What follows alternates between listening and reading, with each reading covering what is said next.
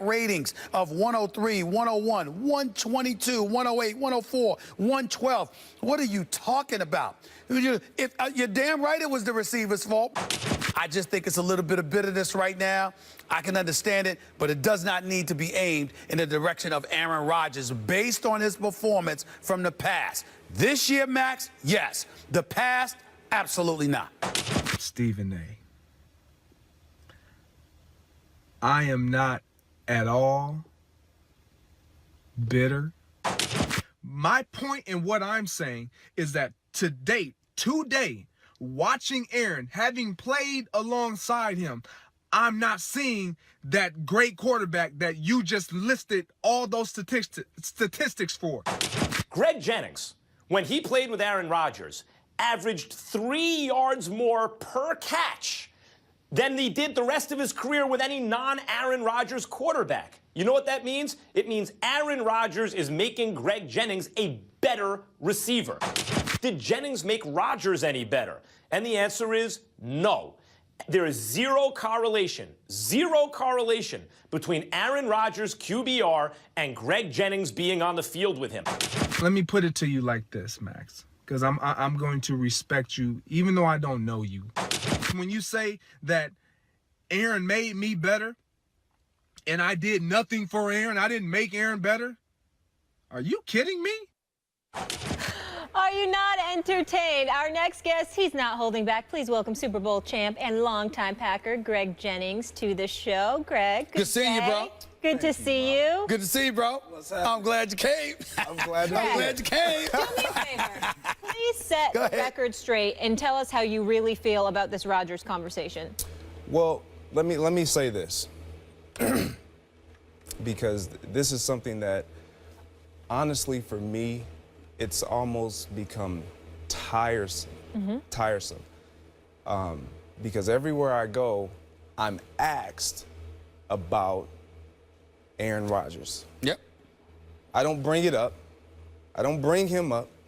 I don't mention him. I don't walk around every day talking about what Aaron is doing, what he's not doing. I'm asked these questions. I'm not bitter. I don't have an axe to grind. I've made that statement. I've disclosed. I publicly apologized on several occasions to Aaron, to the Green Bay Packers organization, to McCarthy, all those guys. I still have relationships with some of those guys that are on that team. We got it. Here's where I stand with that. Aaron, is he a great quarterback? Absolutely. Is he better than more than half? Is he still top 5, top 3 in the league? Absolutely. Is he playing to the caliber of what we've seen him play the previous years, excluding last year? No. Whether you're a fan, whether you're an analyst, whether you're a player, you see that. That is the only point that I was making. I wasn't trying to jab at Aaron. I was specifically talking about football play. That is it. And when I talked about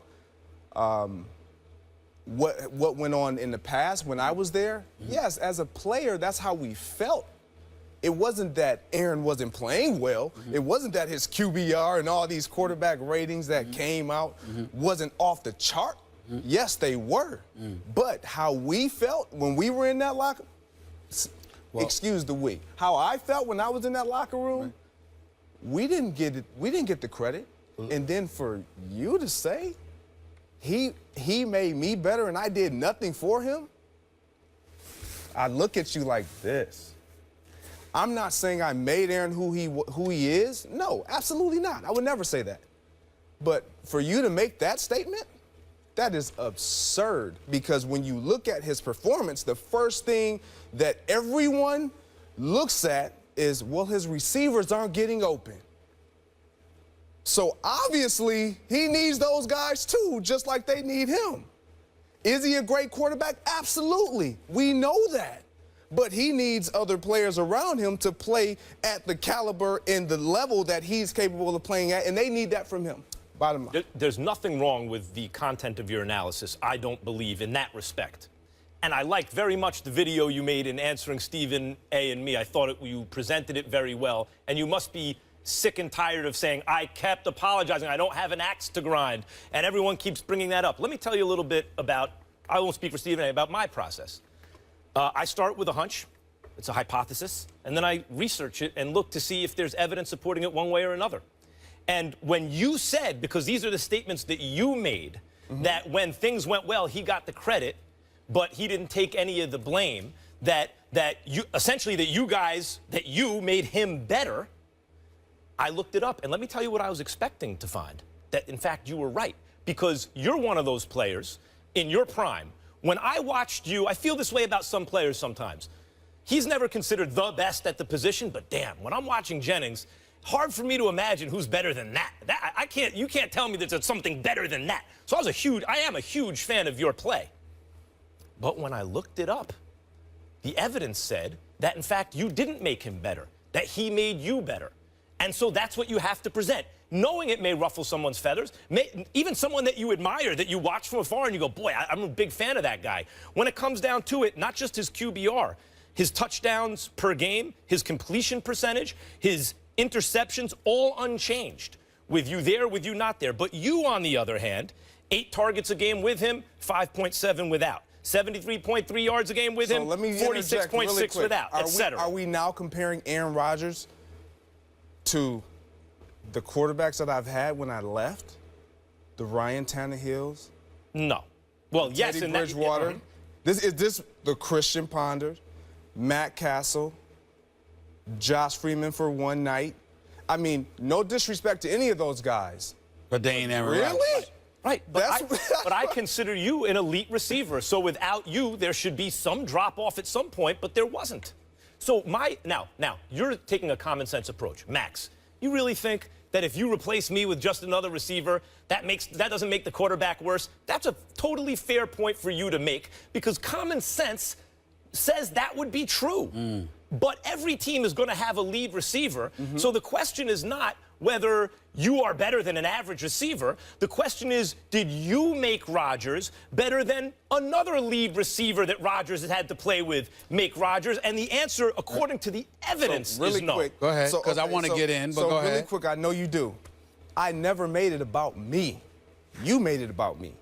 I've never been a me, I guy. We all know that sitting here at this table. That is true. My point was we collectively, what we had with the Jermichael Finley, with the myself, with James Jones, with Jordy Nelson, with Donald Driver, and you can keep going on and on and on. Collectively, that's what made us great. He doesn't have that right now. So if you took myself out, it didn't matter because we had so many pieces. If you took a Donald Driver out, it didn't matter because we had so many pieces. If you took Jermichael Finley out, it didn't matter. We had so many pieces. Now, you take one of those guys out of that current roster, it matters because they don't have the depth. They don't have the arsenal. So that's my point when I say the level of play is going to drop. It's not because of me. Hold on. I'd like to follow that up, but go ahead, Stephen A., because My man. What's happening? I appreciate it. We've known each other for years, Max, so, I mean, we've talked about this off the air. My brother, you brought this on yourself. That's the key that's being escaped here. I'm not here to refute his numbers, and I'm not here to refute your points. But you did bring this on yourself. Let me tell you how. When I pose the question, I give an honest answer? No, that's not where I'm going. Okay, go ahead. Because I have no problem with the question, nor do I have a problem with the answer that you gave, because it was accurate about Aaron Rodgers this year. Right. But when you alluded to the past, by virtue of bringing up the past, we have to go to your past. Not statistically, because we know you could ball. We know that you were an all-pro playing with that man. Like you said, he could throw the ball all day, but if a brother ain't getting open, what good does it do? Right. Fair enough. Here's the problem. You went to Minnesota. A, you didn't necessarily have to leave. B, and more importantly, when you got there, what did Leslie Frazier feel the need to talk to you about when he was a head coach? When I was bitter. Well, that's what I'm saying. Okay. So what I'm saying is that when you brought up the past, I'm not saying because you're a class act and we know that you apologize and all of that other stuff. Ain't nobody going there. I'm simply saying that when you bring up the past, then we got to harken back to what you said when you left. And so if we're looking at it from that perspective, even though you apologize and even though you make very valid points about the present day, the reality is that you were coming across as saying, look, y'all, Aaron Rodgers could ball, but damn, y'all giving him entirely too much credit. And we're like, wait a minute. You already apologized for alluding to that in the past. Had you not apologized and you stuck to that, we wouldn't have had anywhere to go. But you said, I apologized about was how I came off. The things that I said about leadership, all those different. Well, those are intentional. Those are the important components of a quarterback Right. now.